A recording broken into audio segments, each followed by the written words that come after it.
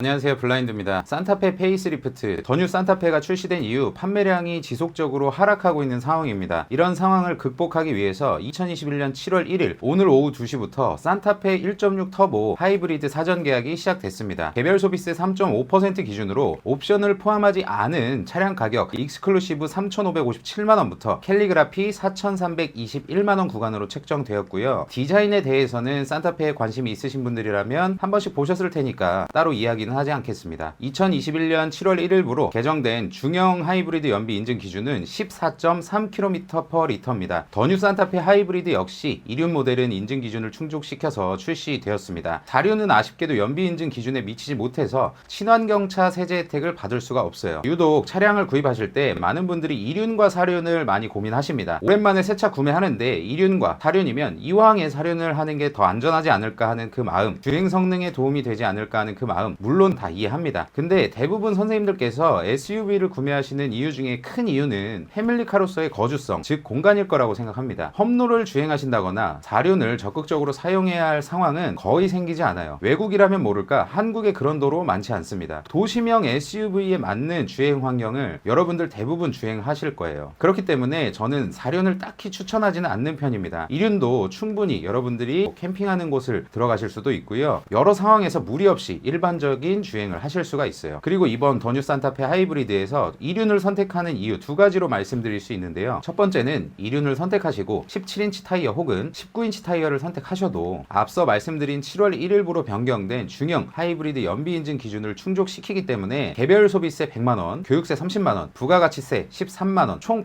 143만원의 세제 혜택을 받으실 수가 있습니다. 4륜의 경우에는 17인치 타이어를 장착한다고 해도 중형 하이브리드 연비 인증 기준에 미달되기 때문에 이 143만원 세제 혜택을 받지 못해요. 두 번째는 연비죠. 17인치 타이어 기준으로 2륜은 복합 연비가 15.3km, 도심 연비가 16.4, 고속도로 연비는 14km/L입니다. 4륜은 복합 연비가 13.4km, 도심 연비 14km, 고속도로 연비 12.6km/L고요. 2륜과 4륜의 연비 차이를 보면 복합 연비는 1.9km, 도심 연비는 2.4km, 고속도로는 1.4km/L 차이가 납니다. 19인치 타이어 기준으로는 2륜 복합 연비 14.3km, 도심 연비 15.2km, 고속도로 연비 13.3km/L고요. 4륜 복합 연비는 13.1km, 도심 연비는 13.8, 고속도로 연비는 12.3km/L입니다. 자, 둘 간의 복합 연비는 1.2km, 도심 연비는 1.4km, 고속도로 연비는 1km/L의 차이를 보여주고 있습니다. 이런 두 가지 이유로 저는 산타페 하이브리드 2륜을 선택하시는 게 좋다고 개인적으로는 생각합니다. 더 뉴 산타페 하이브리드 모델에 들어가는 파워트레인의 성능은 가솔린 엔진 180마력과 전기 모터 44.2kW가 합산돼서 총 230마력의 출력을 내고요. 시스템 최대 토크는 가솔린 엔진의 27, 전기 모터의 264Nm를 합산해서 35.7토크를 냅니다. 각 트림에 적용된 기본 사양 모두 말하면 영상 너무 길어지니까 특징들만 짧게 이야기를 하겠습니다. 가장 기본이 되는 트림인 익스클루시브 특징을 살펴보면 첫 번째로는 10.25인치 내비게이션이 기본으로 들어갑니다. 이런 건 상품성을 올리는 요소 중에 하나라고 생각하는데요. 산타페와 가장 많이 고민하신 소렌토의 경우에는 10.25인치 내비게이션 옵션이 93만원을 여러분들이 줘야지만 장착할 수가 있습니다. 소비자 입장에서는 이득이죠. 기분도 좋아요. 가장 낮은 트림을 선택해도 그 초라했던 내비게이션이 아니라 큼지막한 10.25인치 내비게이션이 들어가니까 기분도 좋고 사용하시기에 훨씬 좋습니다. 자, 두 번째로는 스마트 파워 테일게이트도 기본으로 적용이에요. SUV를 타시면 차에 짐을 많이 적재하시죠. 스마트 파워 테일게이트, 즉 전동 트렁크 한번 써보신 분들은 잘 아실 겁니다. 차량의 외장이 좀 더럽더라도 손 더럽혀질 일 없이 물건을 적재하실 수가 있고 행여나 아이를 안고 물건을 적재할 때 등 다양한 상황에서 정말 편리하게 사용하실 수 있다 보니까 선호하시는 옵션 중에 하나였어요. 이제 이것도 기본으로 적용되니까 많은 분들이 좋아하실 것 같습니다. 이뿐만 아니라 비가 오는 양에 따라서 와이퍼의 세기를 자동으로 조절하는 레인 센서와 자외선 차단 전면 유리 등 여러분들이 선호하시는 옵션 사양을 기본화한 게 특징입니다. 또한 하이브리드 전용 17인치 휠 타이어가 적용이 되는데요. 디자인은 마음에 들진 않습니다. 하이브리드 차량들은 연비에 포커싱을 맞추기 때문에 디자인이 중요한 게 아니다라고 이야기들을 하시지만 이게 또 차량을 구매하시는 소비자 마음은 그게 아니잖아요. 사람에 따라서 휠에 대한 디자인의 생각은 다르겠지만 저는 일단 부럽니다. 휠 디자인만 보자면 19인치 쪽이 훨씬 괜찮지 않나 이렇게 생각합니다. 이외에도 기존의 중형 차량들에서 어느 정도 트림을 올려야만 선택이 가능했던 헤드업 디스플레이도 옵션으로 선택이 가능합니다. 이게 선택할 수 있는데 선택하지 않는 거랑 선택조차 하지 못하게 만들어 놓은 거랑 체감이 완전 다르거든요. 그런 의미에서 헤드업 디스플레이를 선택할 수 있도록 만들어 놓은 건 실제 구매하시는 입장에서 차량을 보다 입맛에 맞게 구성할 수 있다는 또 하나의 장점이라고 저는 생각합니다. 익스클루시브의 위 트림인 프레스티지 트림에는 익스클루시브 기본 사양 모두 다 적용이 되고요. 추가적으로 안전과 관련된 사양들이 기본으로 들어가는데요. 많은 분들이 패밀리카로 많이 사용하시는 차량이니만큼 추천드린다고 하면 저는 프레스티지 트림을 추천드릴 것 같네요. 적용된 안전 사양 살펴보면 첫 번째로 후측방 충돌 방지 보조. 여러분들이 차선을 변경할 때 옆에 차량이 있다면 경고를 해주고 필요한 경우에는 차량에 제어까지 해주기 때문에 이런 건 자칫 사고까지 이어질 수 있는 상황을 미연에 방지해 줄 수 있는 기능이죠. 그리고 두 번째는 후방 교차 충돌 방지 보조. 이것도 여러분들이 후진을 하시는 상황에서 활용되는 안전 기술인데요. 후진 중에 좌측 혹은 우측에서 다가오는 차량과 충돌 위험이 감지되면 경고를 해줍니다. 경고 후에도 충돌 위험이 높아지게 되면 자동으로 차량 제동을 도와줘요. 제 차에도 이 기능이 적용되어 있는데 후진하면서 주차된 차들 때문에 시야 확보가 되지 않을 때 상당히 유용하게 사용하고 있고요. 이 옵션 때문에 사고를 면한 적도 있습니다. 세 번째는 안전하차 보조. 차를 정차시킨 후에 탑승자가 차에서 내리려고 도어를 열었을 때 후측방에서 접근하는 차량이 있다면 경고를 해줍니다. 또한 전자식 차일드락을 잠긴 상태로 유지해서 문이 열리지 않도록 도와주는 기능이에요. 아이들이 어느 정도 커서 뒷자리 혹은 앞자리에 스스로 탑승하는 경우에는 보다 안심하고 아이들이 내릴 수 있고요. 운전하시는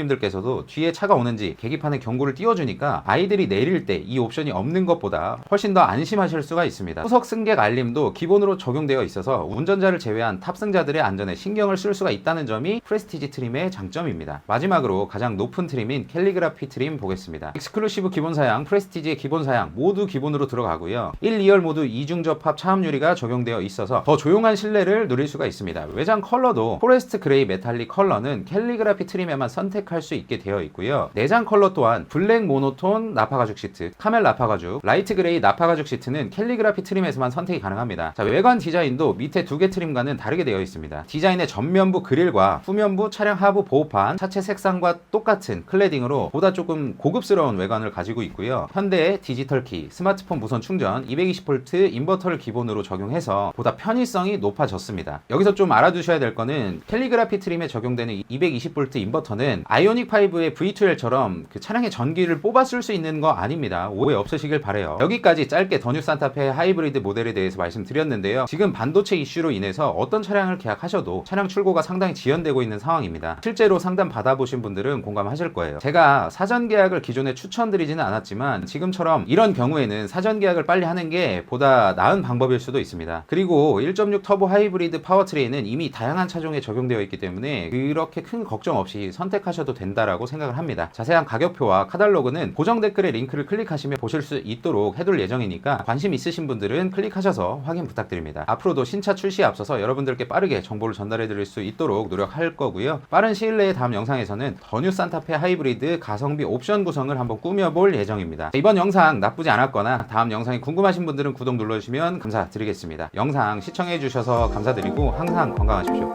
감사합니다.